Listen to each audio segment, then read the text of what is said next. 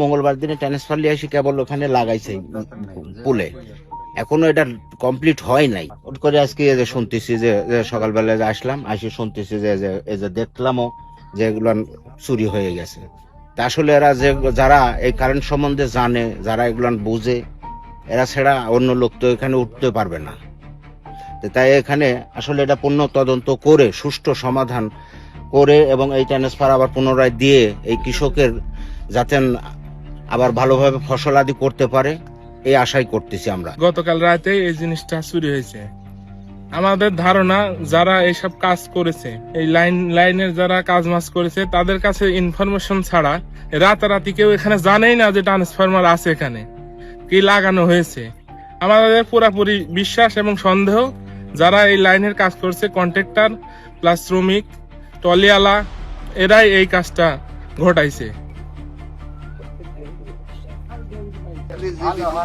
আমরা লাইন বন্ধ না করে ওটা সাহস পাইনি। না, সবই ঠিক। সম্পূর্ণ দিয়ে আমার লাখ 3-4 টাকা ক্ষতি হয়েছে।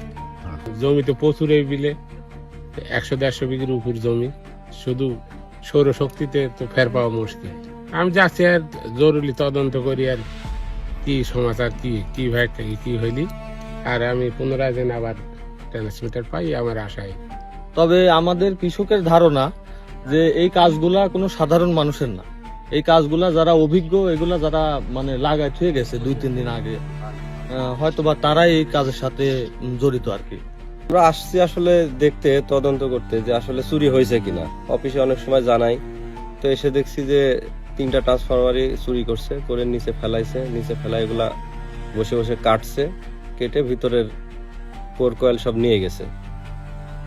এখন আমরা যাই এই তদন্ত রিপোর্টটা অফিসে দেব এবং থানায় এফআইআর করব।